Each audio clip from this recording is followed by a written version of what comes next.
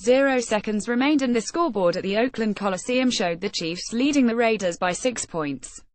It seemed like an impossible situation to overcome. For Derek Carr, it wasn't. Carr rescued the Raiders with a walk-off touchdown pass to Michael Crabtree on an untimed down. Simultaneously, he saved their season. At 34, the Raiders' playoff aspirations are very much despite repeatedly flatlining during Thursday night's 3,130 win over the now 52 Chiefs. If the Raiders had lost, their playoff hopes would have been caught by a team that has tormented them for years. Instead, the Raiders overcame a 9-point deficit in the fourth quarter with an improbable game-winning drive that Oakland, a city that'll soon be forced to say goodbye to their Raiders, will never forget. When it mattered most, when his team needed a savior, Carr came through by just winning, baby. Trailing by 6 points with 211 remaining in the fourth quarter, Carr got the ball at his own 15-yard line.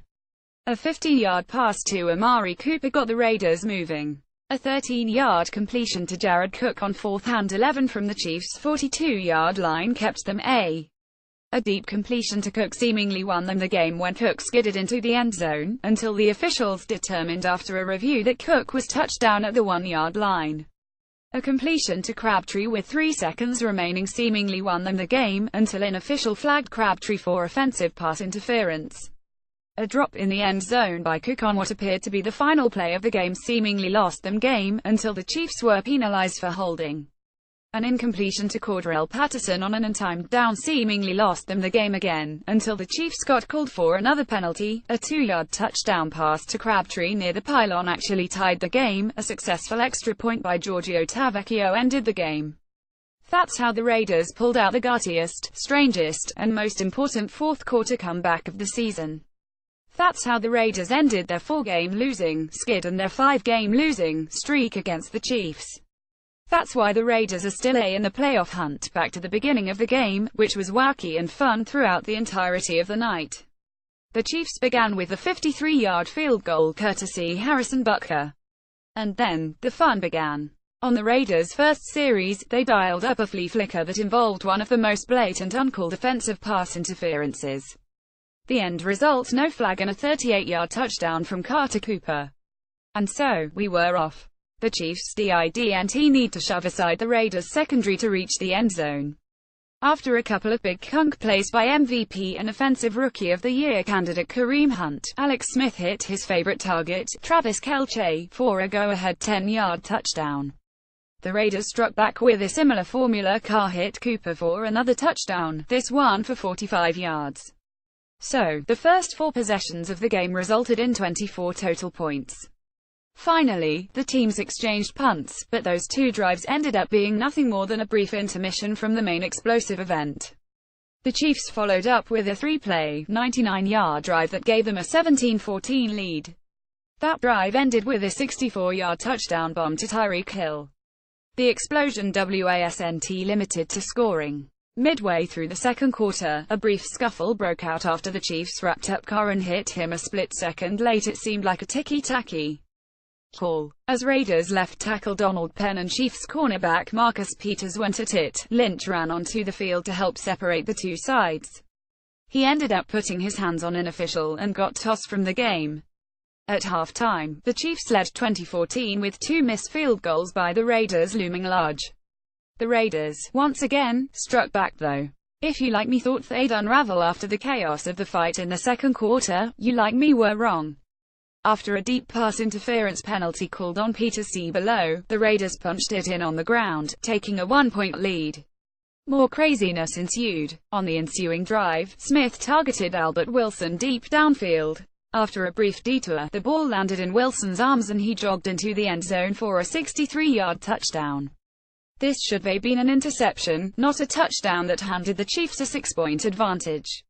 Another field goal pushed the Chiefs' lead to 2 scores, 9 points entering the fourth quarter.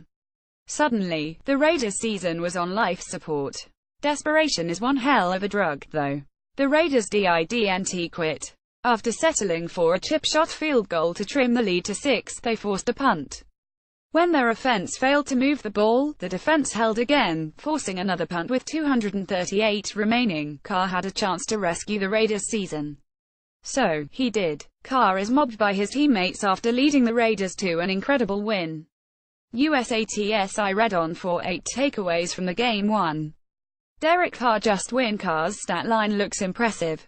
He went 29 of 52 for 417 yards, 8.0 YPA, 3 touchdowns, no picks, and a 101.2 passer rating. But he wasn't nearly as good as the numbers suggest. Carr wasn't at his best for most of Thursday night. His passes sailed wildly over his receivers' heads. His balls clanged off the hands of would-be interceptions. His footwork looked skittish in the pocket. He lost a fumble in the pocket, but got bailed out by a phantom penalty. This was a common sight, but after what he pulled at the end, nobody will care.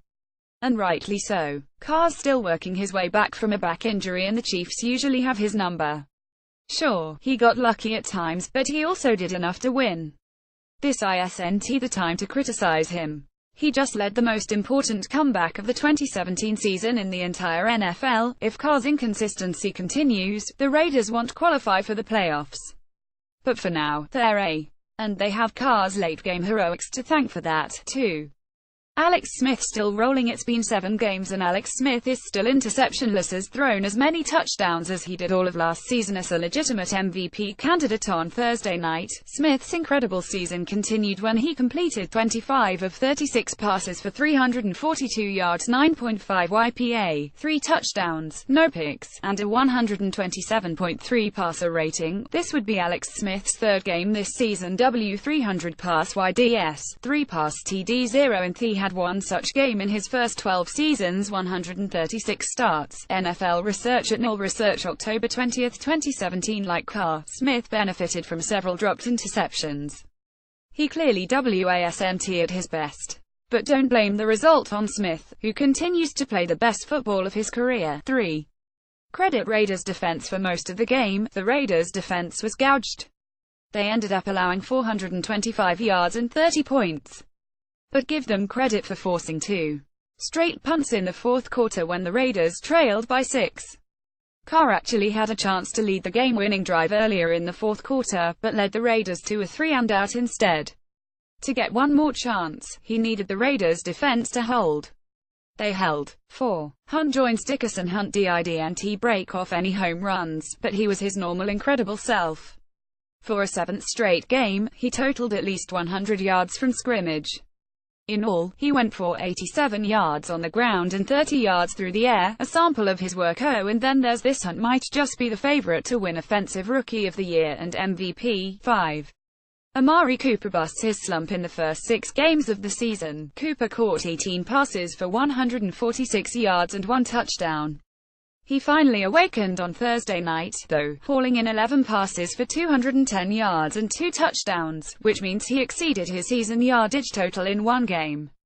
He started off quickly, getting away with offensive pass interference to bring in the flea flicker touchdown. By the time the Raiders' first drive ended with that touchdown, Cooper had already eclipsed his first quarter yardage from his previous 6 games combined. Amari Cooper first quarter this season, first 6 games, 7 rec, 44 YDs, TD tonight so far 2 rec, 50 YDs, TD. ESPN Stats Info at ESP Stats Info, October 20, 2017. Also of note, Amari Cooper hauled in a 38-yard TD on the Raiders' opening drive. He had fewer than 38 receiving yards in each of the previous 5 games. NFL Research at Null Research, October 20, 2017. There was nothing lucky about his second touchdown on the Raiders' second series. Cooper didn't catch the final touchdown, but he did get the Raiders rolling on the game-winning drive. 6. Tyreek Hill. Damn explosive Tyreek Hill, the Chiefs' best pass catcher who's actually listed as a wide receiver, might just be the most explosive player in the league. Above, you saw his 64-yard touchdown, which was 8th touchdown of the 50-plus yards. Tyreek Hill has 16 career touchdowns. Half 8 of them 3 receptions, 3 punt returns, 1 run, 1 kick return have been 50 yards in length. NFL Research at Null Research, October 20, 2017. And then there's this more impressive where the plays didn't result in touchdowns. Hill demonstrated on Thursday night that helps more than just a home run hitter. The NFL's Joey Gallo. He ran a variety of routes and caught immediate passes in important situations. He looked like an actual polished receiver. He finished with 125 yards on 6 catches. 7. About beast mode. No, Marshawn Lynch should not have ran onto the field to insert himself in a fight. He should not have gotten himself ejected by pushing and grabbing an official. He ended up hurting his team by doing so. But his intentions were pure. Lynch is close with Peters, both are Oakland natives, and wanted to break up the fight. Also, though it initially looked like he left the game after getting tossed, he was spotted watching the game in the stands.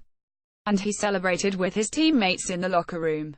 They can say what they want, but one thing's for certain: family to come first, Peters told the Mercury News after the game. 8. What's next? The going won't get any easier for the Chiefs, while host the 32 Broncos on Week 8 of Monday Night Football in a pivotal division matchup. As for the Raiders, they'll be forced to travel to Buffalo for a game against the 32 Bills.